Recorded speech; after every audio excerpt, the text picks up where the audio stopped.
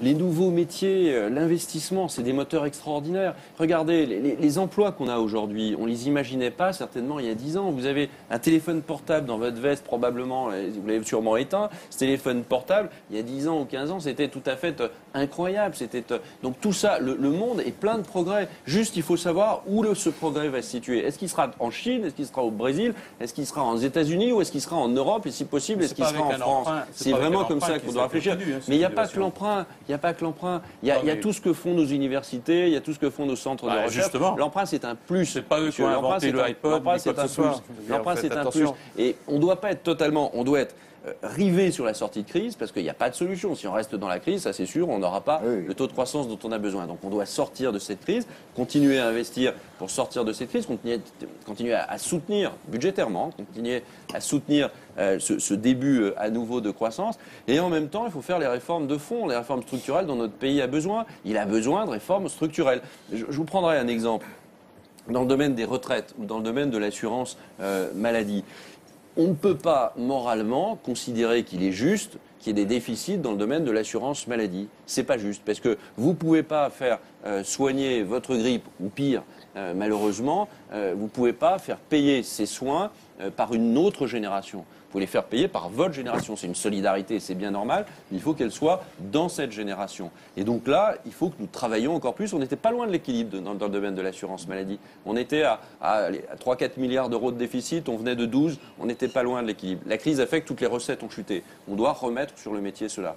Est-il normal que dans les retraites, pour payer nos retraites, est-il normal de faire appel à l'emprunt? Non. Non, le régime par répartition, c'est par principe un régime par répartition. Donc il faut là aussi continuer, il faut là aussi réfléchir ensemble, d'une manière juste, d'une manière équitable, entre Français, à se poser des questions en réalité qui devraient être consensuelles à un moment donné. Est-ce qu'on veut sauver notre régime par répartition? Si oui, qu'est-ce qu'on est prêt à accepter pour pouvoir le sauver? C'est pas normal que ce soit nos enfants ou nos petits-enfants qui demain paieront notre retraite. Pour continuer, puisqu'on a voulu être pédagogue ce soir, il y a très très peu de gens qui savent comment l'État s'endette. C'est vrai, à qui est-ce qu'on emprunte de l'argent et comment fait-on? Ben voilà, la réponse c'est qu'en général c'est à des institutionnels qu'on emprunte de l'argent, par exemple à ceux qui ont besoin d'une signature forte et de pouvoir emprunter sur 30 ans, les assureurs, les fonds de pension. Regardez un extrait d'un documentaire qui s'appelle Faut-il avoir peur de la dette et qui nous montre exactement comment on lève 4 milliards en quelques minutes sur 30 ans. Ces investisseurs institutionnels, ce seront d'abord des assureurs, puisque parmi les détenteurs français de dettes françaises, environ 30% est constitué de sociétés d'assurance. Ce sont par exemple les contrats d'assurance vie qui ont comme support d'investissement des titres d'État. Donc les titres que nous émettons pour financer l'État. Ce sont aussi dans d'autres pays les fonds de pension. Tous les investisseurs institutionnels qui gèrent de l'épargne à très long terme. Tous ces investisseurs ont besoin d'un instrument de placement très sûr.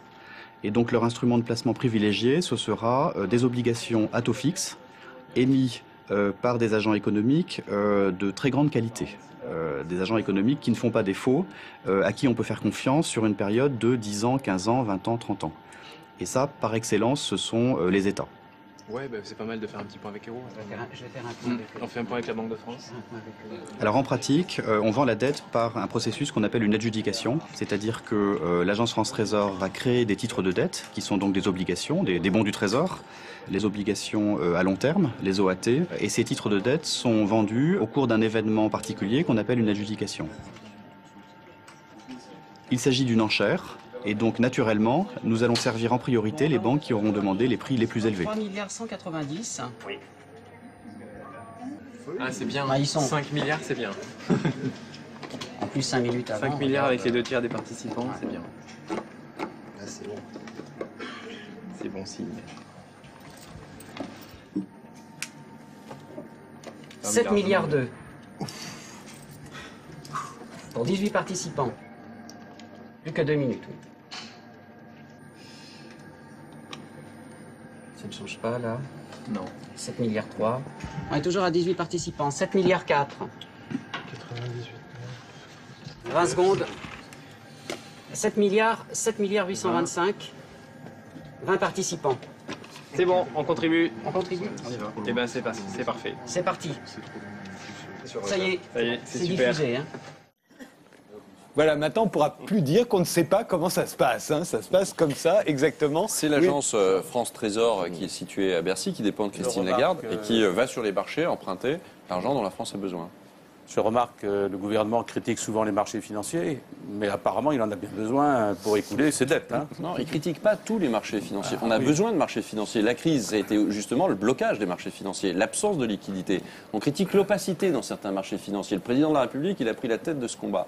Donc, c'est pas ça. Ici, là, c'est des fonctionnaires très compétents qui empruntent ce que la France a besoin pour financer, non, ils ne sont pas payés au pourcentage, qui gagnent nettement moins que dans le privé, pour financer sa dette. Et les personnes qui, en réalité, prêtent de l'argent à la France, ont confiance en la France. On a une très bonne notation, vous savez qu'il y a des notations, et donc on paye en fonction de cette notation. La France, comme l'Allemagne, a une notation très remarquable et durable. Donc les marchés, ces gens qui placent leur argent, c'est quand même, ils font un peu attention. Donc ils placent leur argent, ils le placent en France, ils achètent des bons du Trésor et ils le placent en France parce qu'ils ont confiance en la France. Et on sait, juste, je voudrais pour que ce débat avance, on a vu le cas de la Grèce, il en était question d'ailleurs au soir 3, les mesures d'austérité sont prises, on a vu comment on perd sa bonne notation, hein, un État comme la Grèce, quand on est bien noté comme la France, tout le monde vous prête de l'argent, le jour où vous êtes moins bien noté comme la Grèce, plus personne ne vous en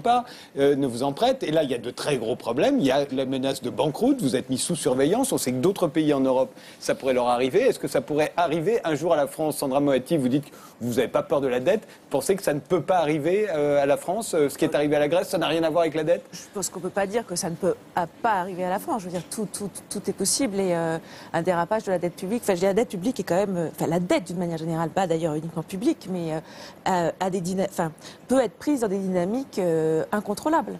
Et on ne peut plus payer ses fonctionnaires parce qu'on est obligé de rembourser des intérêts. Et non pas qu'on fasse faillite comme l'avait dit le Premier ministre il y a quelques années, parce qu'un État ne fait pas faillite, mais effectivement on peut faire défaut. Et à ce moment-là, on fait défaut à ces emprunteurs internationaux notamment, qui vous le font payer très cher pendant très longtemps. Cela dit, je crois qu'il faut quand même remettre les choses à peu près à leur place. La dernière fois que l'État français a fait défaut, c'était à la Révolution française. Depuis, ça n'est plus jamais arrivé. Contrairement à ce que disait M. Député tout à l'heure, l'État français a déjà été endetté durablement dans le passé au-dessus de 100%. Pendant toute la période de l'entre-deux-guerres, la dette publique française était supérieure à 100%. Elle a bondi jusqu'à 150% au lendemain de la guerre. Et comment a-t-elle été payée? Non, mais juste, je termine ce que je suis en train de dire. À l'heure actuelle, l'État français paye un taux d'intérêt de 3,5% sur sa dette, à peine plus que l'État allemand. À 10 ans, oui, sur les taux à 10 ans, bien sûr. Beaucoup plus bas à court terme. Beaucoup plus bas à court terme. C'est pour ça d'ailleurs que l'agence France Trésor ajuste, etc. Les gens sont très très compétents pour ça. Et personne absolument ne parle de dégrader la note de l'État français. J'aime pas trop parler des agences de notation parce que elles se sont pas illustrées par leur comportement et leur crédibilité pendant cette crise. Mais là, il me semble qu'on n'est pas du tout dans l'ordre de l'actualité. Dominique Régnier. Juste un mot, parce que l'argument par l'histoire a sa limite. On ne peut pas dire dans le passé, ça s'est passé autrement, donc ça se passera toujours de la même façon que dans le passé. C'est un peu ce que vous avez dit. Non, mais quand on brandit la menace du défaut, je voudrais simplement dire que ça fait juste 200 ans que c'est pas arrivé. Non, mais ça, c'est pas un argument. D'abord, au début de l'émission, on nous expliquait que les États ne faisaient pas faillite, et maintenant, on parle de banqueroute possible. Et on le sait, c'est vrai pour la Grèce, c'est vrai pour le Portugal, c'est vrai, c'est compliqué pour l'Italie, c'est compliqué pour beaucoup de pays. Ça, c'est la première chose. La deuxième chose, c'est que nous empruntons... Vous n'avez jamais vu un État liquidé... Oui, bon, d'accord, ne jouons pas sur les mots. Nous empruntons tous les jours pour rembourser les crédits qui arrivent à terme. Or, nous avons tendance, et nous le savons, à emprunter de plus en plus cher. On ne maîtrise pas les taux d'intérêt. C'est pas le cas. On emprunte de moins en moins cher. Vous ne savez pas ce qui se passera dans 15 ans. Vous ne maîtrisez pas les taux d'intérêt, vous n'avez pas la souveraineté là-dessus. J'ajoute de plus que ce qui à mon avis, élimine l'argument historique. Nous sommes dans une situation singulière. L'Europe et la France aussi, malgré notre bon taux de natalité, nous avons une population qui vieillit. Donc il y aura des coûts de plus en plus importants liés au seul fait du vieillissement. On ne peut pas l'éviter, cela. Premièrement, ce point-là démographique s'impose à nous. Deuxièmement, nous avons un problème écologique. Je n'y reviens pas, on l'a évoqué tout à l'heure. Et puis nous avons cette globalisation qui nous oblige à réinventer l'économie, puisqu'aujourd'hui, elle s'est déplacée plutôt vers l'Asie, le Pacifique, et nous avons, nous, à profondément réformer nos systèmes économiques. Ce n'est pas la même chose d'être très endetté dans une France comme celle-là que dans la France que vous parlez il y a 200 ans, où nous étions en gros les maîtres du monde, avec une population de 28 millions d'habitants qui était la plus importante de l'Europe, et jeune en plus. Ça n'a plus rien à voir. La situation a profondément changé. Et le fait qu'aujourd'hui, nous n'ayons pas la sûreté, l'assurance